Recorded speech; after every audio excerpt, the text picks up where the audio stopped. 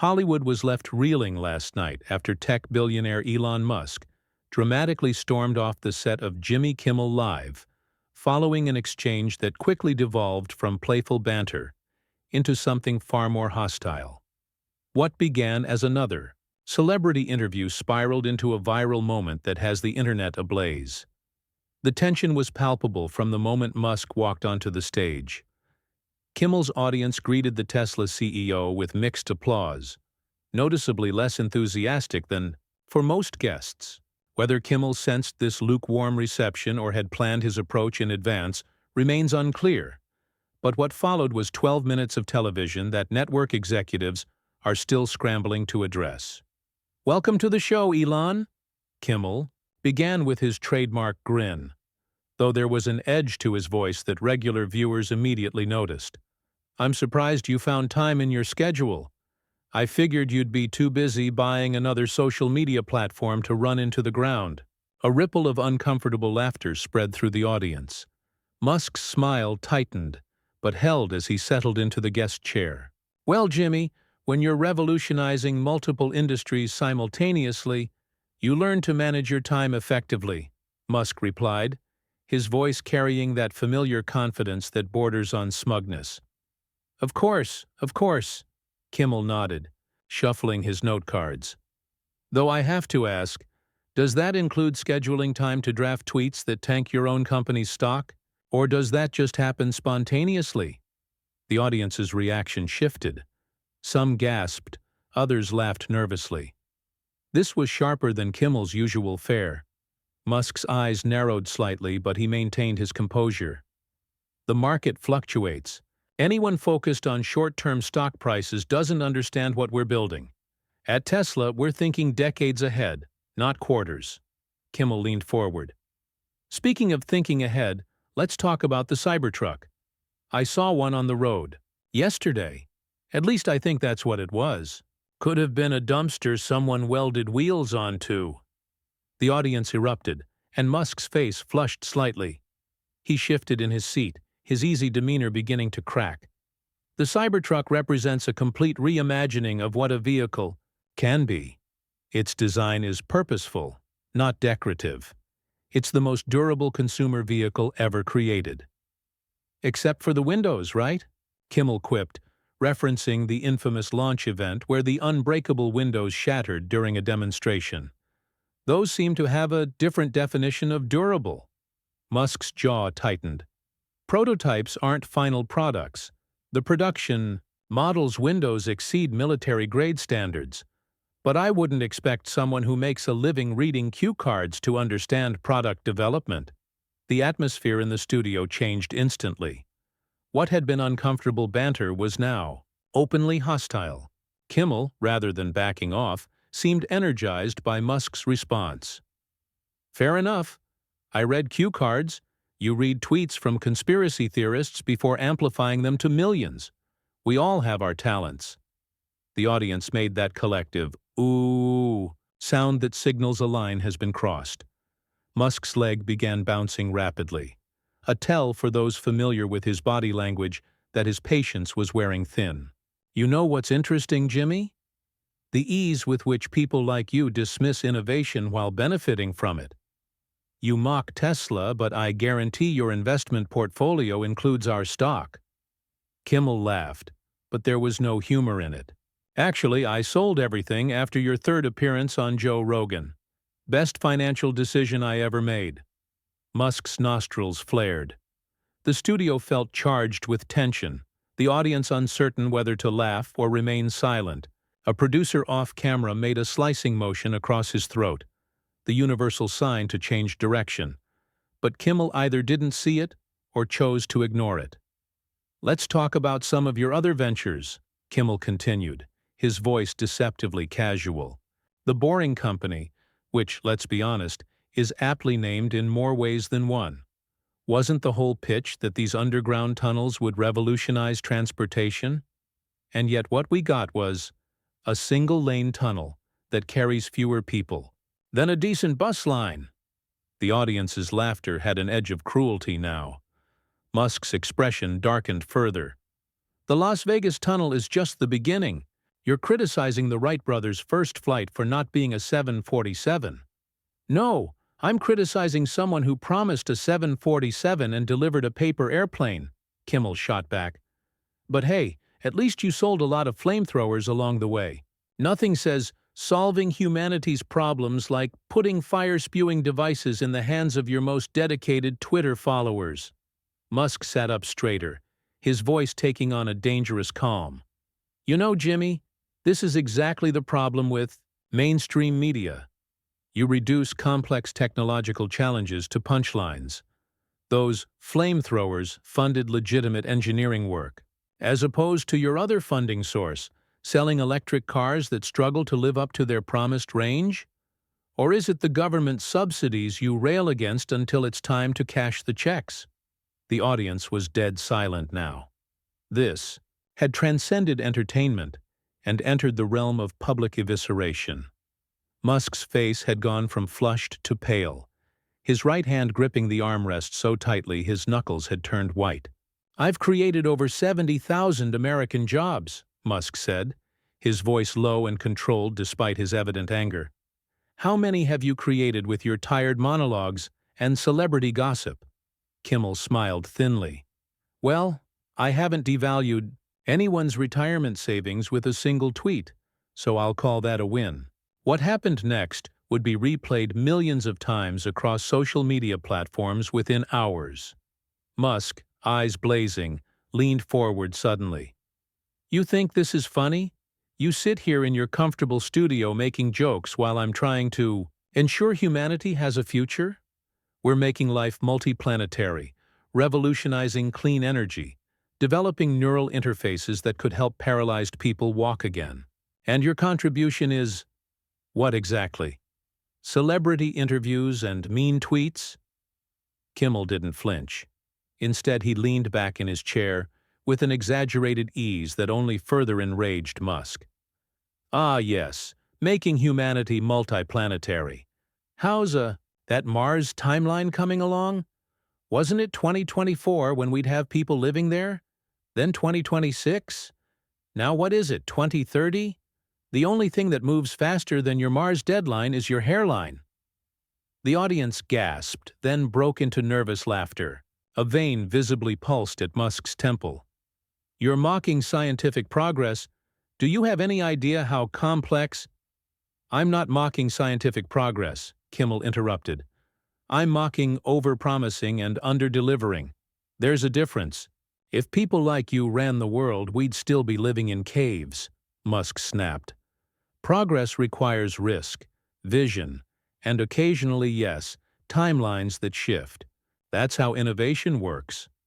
Kimmel smirked. Speaking of shifting timelines, let's talk about your robo-taxi. How many years have you been claiming they're just around the corner? 5? 6?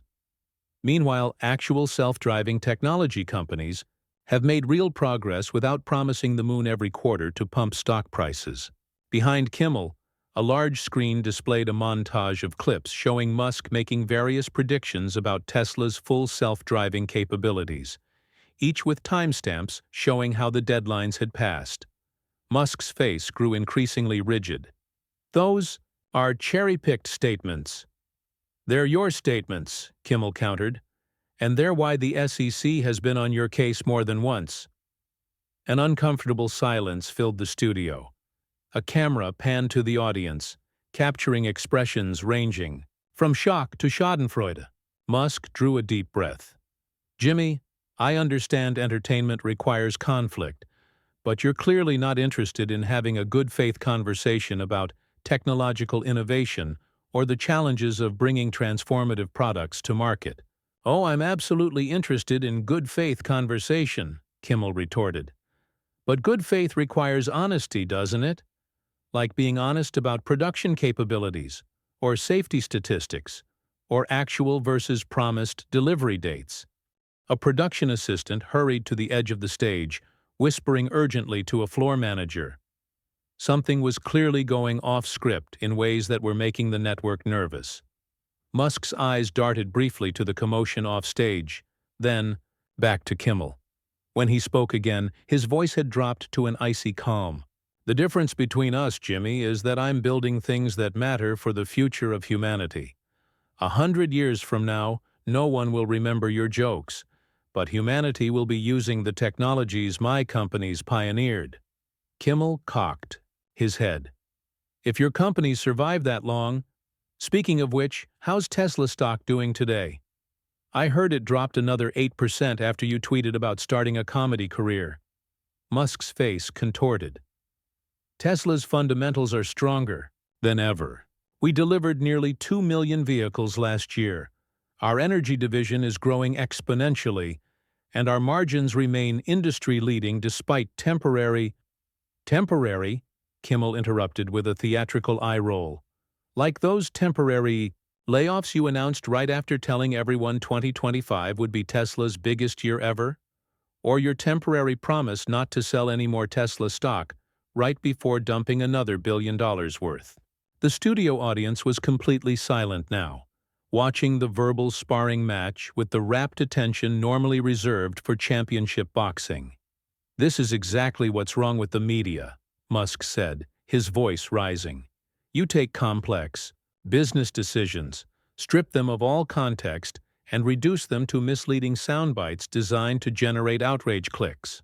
And you take public money, investor capital, and customer deposits, make wild promises you can't keep, and then blame critics when reality doesn't match your hype, Kimmel fired back. At that moment, something in Musk seemed to snap. He stood, abruptly, startling Kimmel and the audience. Neuralink is helping paralyzed patients type with their minds. SpaceX has revolutionized access to space. Tesla has accelerated the world's transition to sustainable energy and saved countless lives with our safety innovations. Musk's voice had risen to an almost dangerous intensity. And what have you done, Jimmy? Made jokes about celebrities and played silly games with movie stars? Instead of being intimidated, Kimmel responded with a smile that didn't reach his eyes. I've entertained people without exploiting workers, manipulating markets, or calling rescue divers pedos when they wouldn't use my submarine. But hey, we all have our strengths. The studio fell utterly silent. Even the cameramen seemed frozen in place, unsure how to respond to the escalating hostility. For several excruciating seconds, Musk stood rigid, his fists clenched at his sides, his breathing visibly labored. You know nothing about running a business, Musk finally said, his voice trembling with barely controlled rage. Nothing about innovation. Nothing about what it takes to change the world. Kimmel shrugged, his casual demeanor a stark contrast to Musk's intensity. Maybe not, but I know about keeping promises. And I know that when Tesla stock drops 11% tomorrow morning after this interview, your shareholders will be wondering why you're here picking fights instead of running your companies. The color drained completely from Musk's face. A producer rushed onto the stage, clipboard in hand, but stopped short when Musk raised a hand to silence him. That's it. I'm done. Musk reached for his lapel microphone, yanking it off with such force that the wire snapped. This wasn't an interview. It was an ambush. The audience gasped collectively. Kimmel sat forward, seemingly ready to continue, but Musk was already storming toward the exit. Oh, come on, Elon, Kimmel called after him. We haven't even gotten to the part where you pretend to understand economics while explaining cryptocurrency. Musk paused at the edge of the stage, turned, and fixed Kimmel with a stare of such intensity that several audience members later described it as chilling. I came here in good faith, Musk said, his voice now controlled but ice cold. You should be ashamed of yourself. Says the man who named his kid after a math equation, Kimmel retorted, drawing nervous laughter from the audience. That final barb proved too much. Musk's face contorted with pure fury. He grabbed a water glass from a nearby table and for one terrifying moment, it seemed he might hurl it across the stage. Instead, he slammed it down with such force that water splashed across the polished floor. Enjoy your failing ratings, Jimmy. I won't be back. And with that, he stormed off stage, leaving stunned silence in his wake. After several seconds that felt like an eternity, Kimmel turned to the nearest camera, obviously struggling to regain his composure. "Well, folks," he said with forced levity, "I guess Elon's rockets aren't the only things with an early abort sequence." The audience's reaction was mixed. Uncomfortable laughter mingled with murmurs of concern. Off-camera, network executives were already in crisis mode, phones pressed to their ears. Kimmel seemed to sense the gravity of what had just transpired. He glanced off stage where producers were frantically signaling, then back to the audience. "We'll be right back after this break with well, I guess just me." As the show cut to commercial, chaos erupted backstage. Musk's security detail scrambled to usher him out of the building while network lawyers huddled in urgent consultation. Musk, still visibly seething, brushed off a producer's attempt to persuade him to return. "Your host just cost your network millions in advertising," he was overheard saying. "Tesla will never run another ad on this channel." By the time Kimmel returned from commercial break, looking noticeably subdued, video clips of the confrontation were already spreading across social media. Kimmel-Musk meltdown was trending, with viewers divided between those cheering Kimmel's takedown and those decrying it as an unprofessional ambush. Network executives issued a terse statement the following morning expressing regret for the unexpected turn the conversation took, while defending their host's editorial freedom. Musk, predictably, took to social media, declaring that the incident perfectly illustrated the media's hostility toward innovation, and claiming he had been set up. Tesla stock did indeed drop, 9% by market close the next day, though whether due to the interview or broader market conditions remained a matter of debate among financial analysts. Late-night competitors gleefully mined the incident for material, while media commentators dissected every exchange for days afterward.